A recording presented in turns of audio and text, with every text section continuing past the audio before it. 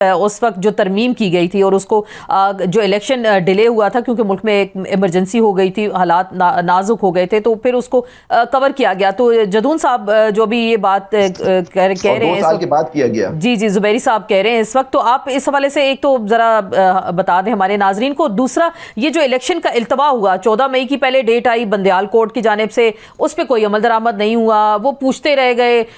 निगरान हुकूमत कहती रही जी हमारे पास तो फंड्स ही नहीं है, हम जो उस वक्त की हुकूमत थी PDM की, के फंड्स नहीं है, हम कहाँ से पैसे लेकर आए। तो ये सारी चीज़ें आपके सामने हैं। अभी जब इलेक्शन अनाउंसमेंट होगी, 90 दिन की बात हो रही है, अब फाइनली इलेक्शन होंगे। बिस्मिल्लाहिर्रहमानिर्रहीम। देखिए, मैं ये नहीं कहता कि जी 90 दिन के अंदर इलेक्शन नहीं होना चाहिए। ये मैं और आप या जुबैरी साहब नहीं कह रहे, ये पाकिस्तान का जो आइन है वो कह रहा है कि अगर असम्बलियाँ फ्लेक्स ऑफ टाइम खुद बहुत डिजॉल्व होती है 60 डेज होगा, तो अगर डिसोल्यूशन जो है by the prime minister advice होती है तो फिर 90 डेज होगा। तो चले, उन्होंने 2 दिन पहले एडवाइस दी। तो ये तुम्हारा तमाम प्रोसेस जो है ना, देखे 2 असम्बली जब डिजॉल्व हुई तो उन्होंने भी गलत डिजॉल्व की थी डिसोल्यूशन। कोई वो कहते हैं हमारा आईनी एक्ट था, कोई रीजन नहीं देगी। एक दफा सुप्रीम कोर्ट के अंदर ही क्वेश्चन उठा के इसको भी देखना चाहिए कि ये अब लोगों का राइट है, लोगों ने रिप्रेजेंटेटिव 5 साल के लिए आपको इलेक्ट किया और आप जिस वक्त चाहें असम्बली से बाहर आ जाएं, अब डिजॉल्व कर दें, इस चीज को भी देखना चाहिए।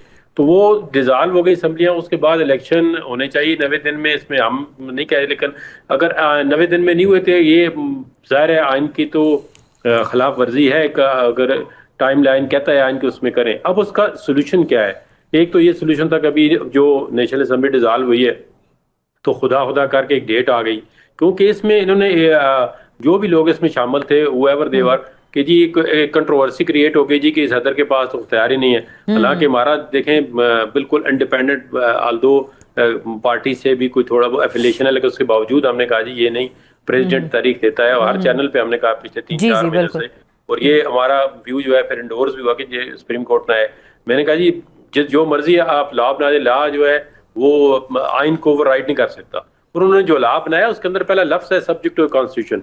कॉन्स्टिट्यूशन में ये था कि प्रेसिडेंट ने फिर निगरान लोगों से एडवाइस ली। निगरान लोग उन्होंने कहा जी आपका तो इख्तियार ही नहीं है, सारा तो इलेक्शन कमीशन का है। जिस तरह इन्होंने कहा इलेक्शन कमीशन जो है वो मीटिंग करने के लिए नहीं गया, उनको अभी भी लीगल जो उनका डिपार्टमेंट है वो इल एडवाइज कर रहा था जी कि आप जाना ही नहीं बनता, अब हमारा सारा इख्तियार हमारे पास है। तो वो एक कंट्रोवर्सी क्रिएट हो गई। तो अब इसमें देखना यह है कि वो आर्टिकल अपनी जगह पे ठीक है कि अगर कोई मतलब ये इलेक्शन होगा तो ये इलेक्शन इनइफेक्टिव तो नहीं होगा, इनवैलिड तो नहीं होगा तो ये जाहिर है 90 डेज के बाद। लेकिन हाँ, लेकिन आप कह नहीं तो फिर जो प्राइम मिनिस्टर बनेगा वो इलीगल होगा, या जो आगे पार्लियामेंट आएगी वो इलीगल है। ये हम नहीं कह सकते। इसको कवर देने के लिए आर्टिकल 254 ठीक है, लेकिन उसका ये मतलब नहीं है कि आप एक इंटेंशनली चीज को खराब करके फिर आप कहेंगे हम सहारा लेते हैं 254 का। ये कतन इसका मकसद नहीं है। अब ये मेरा ये पॉइंट ये है कि इन केस ऐसी असम्बली आती है और ये लग रही है, यही रहा है कि जिसकी कॉन्स्टिट्यूशनल अमेंडमेंट करने के लिए मेजॉरिटी नहीं है, तो फिर क्या ये सारा निजाम इलीगली चलता रहेगा? इस तरह नहीं है।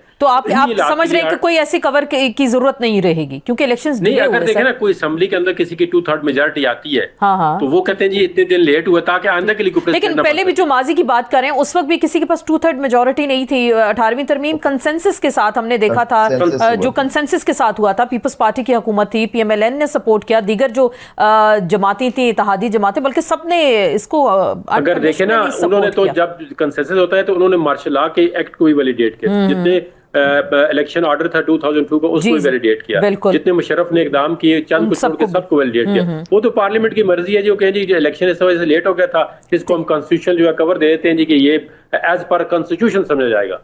वो उसकी वैलिडेशन ये होती है कि अगर आप देखें, हम सबको बताया, आपको, मुझे, जुबैरी साहब को, कि 90 डेज के अंदर नहीं हुआ, कॉन्स्टिट्यूशन के अंदर नहीं है, उसकी वैलिडेशन चाहिए कि आप ये deem to be within the constitution. वो अमेंडमेंट इस तरह करेंगे कि इलेक्शन अगर लेट भी हो गया है तो इसका मतलब होगा कि इलेक्शन कॉन्स्टिट्यूशन के अंदर है। तो वो जब अगर आप चाहते हैं कि ये कॉन्स्टिट्यूशन के अंदर है तो फिर आपको ऑब्वियसली कॉन्स्टिट्यूशन अमेंडमेंट करनी पड़ेगी। मेरा पॉइंट ये था कि अगर ये इलेक्शन 90 डेज के बाहर हो गए हैं तो ये इनवैलिड या इनइफेक्टिव नहीं होते। मैं ये कह रहा था।